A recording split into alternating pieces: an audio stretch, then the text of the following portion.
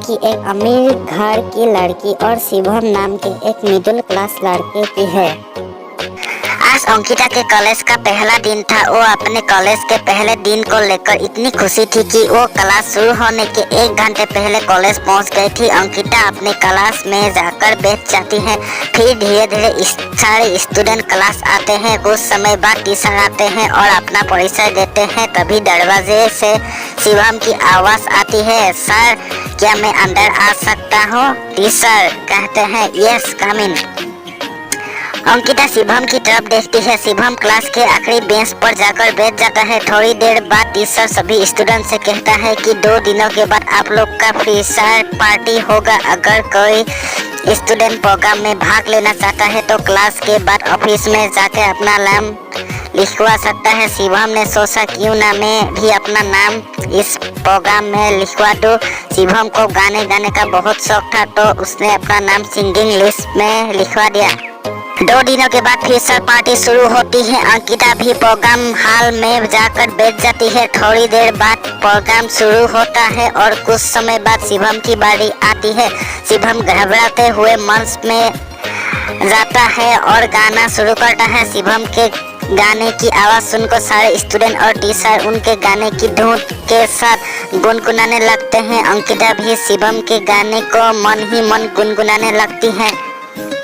अगले दिन जब अंकिता कॉलेज आती है वो शिवम के पास जाती है और कहती है, कल तुमने बहुत अच्छा गाना गाया था, तुमने सिंगिंग कहाँ से सीखी? तो शिवम ने जवाब दिया कि मैंने अपने दोस्तों से सीखी और इतना कहकर वहाँ से चला जाता है।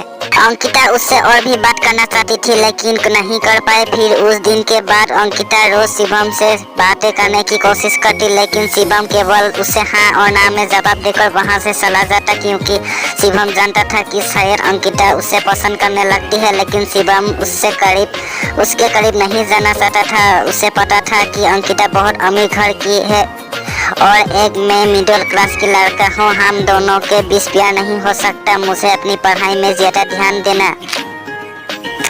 अब अंकिता को कॉलेज में 2 महीने हो गए थे लेकिन अभी भी अंकिता को शिवम से बातें करने की कोशिश जारी थी। अंकिता यह जानती थी कि शिवम एक मिडिल क्लास का लड़का है।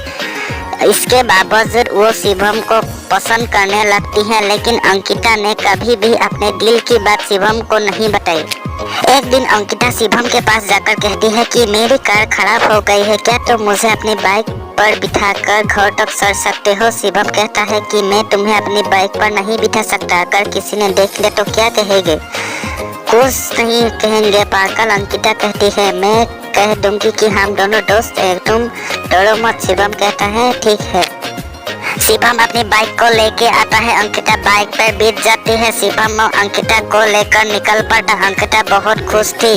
वो शिवम से कहती है कि काश तुम मुझे रोज इसी तरह अपने बाइक पर बैठकर मेरे घर तक सोने आते। शिवम अंकिता को कहता है कि यह आखिरी बार है, इसके बाद मैं तुम्हें दोबारा सोने के लिए नहीं आऊँगा। कॉलेज के अगले दिन अंकिता फिर से वही बहाना बनाती है और शिवम से कहती है, मेरी कार फिर से खराब हो गई है, क्या तुम मुझे घर तक छोड़ सकती हो? यह सुनकर शिवम अंकिता को मना कर देती है और कहता है कि मैंने तुम्हें कल ही कहा था कि मैं दोबारा तुम्हें अपने साथ नहीं ले जा सकता। तुम ऑटो से अपनी घर चले जाओ। ये कहकर शिवम वहाँ से चला जाता है और अंकिता को बहुत बुरा लगता है। वो मायूस होकर घर चली जाती है। अगले दिन जब शिवम क्लास जाता है तो उससे क्लास में अंकिता दिखाई नहीं देती। 4 दिन बीत जाती है लेकिन अंकिता क्लास नहीं आती। शिवम सोचने लगता है कि शायद मैंने उससे उस दिन अंकिता को मना कर दिया, इसलिए वो नाराज होकर क्लास नहीं आ रही है। देखते ही देखते लगभग 1 सप्ताह से ज्यादा हो गया। शिवम अब अंकिता के बारे में सोचकर परेशान होने लगा। फिर बाद में वो अपने आप को कहता है कि मैं क्यों अंकिता के बारे में सोचकर परेशान हो रहा हूँ। लेकिन सोच तो ये था कि शिवम भी अंकिता से बहुत प्यार करने लगा था। शिवम रोज अंकिता के घर के पास जाता लेकिन उसकी इतनी हिम्मत नहीं थी कि वो उसके घर के अंदर जा सके। 1 महीने के बाद मिड सेमेस्टर का एग्जाम आता है। उस दिन अंकिता एग्जाम देने के लिए कॉलेज आता है। अंकिता को देख शिवम बहुत खुश था। एग्जाम खत्म होने के बाद शिवम अंकिता के पास जाता है और उससे पूछता है कि तुम इतने दिनों तक कॉलेज क्यों नहीं आ रही? तो अंकिता जवाब देती है कि मेरे कॉलेज आने या ना आने से तुम्हें क्या फर्क पड़ता है, तुमने तो सिर्फ अपने आप से मतलब है, और तुमने तो मुझे उस दिन घर सोने के लिए मना कर दिया था।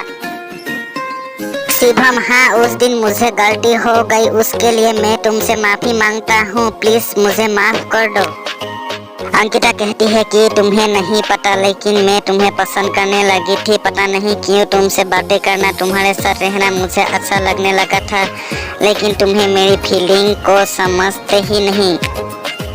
यह सब सुनकर शिवम मुस्कुराते हुए कहता है कि कौन कहता है मैं तुम्हारी फीलिंग को नहीं समझता पागल, मैं भी तुम्हें पसंद करता हूँ, मुझे बहुत पसंद हो, लेकिन कभी भी मेरी इतनी हिम्मत नहीं कि तुम्हें बता सकूं। अंकिता कहती है कि तुम सच बोल रही हो। शिवम जवाब देता है मैं अपनी कसम खाकर बोल रही हूँ, मुझे भी तुमसे प्यार हो गया है। उस दिन के बाद अंकिता और शिवम दोनों एक हो गए और प्यार के सफर में दोनों साथ चलने लगे। कॉलेज की पढ़ाई पूरी होने के बाद शिवम और अंकिता दोनों एक दूसरे से शादी कर ली और हमेशा के लिए प्यार के बंधन में बंध गए।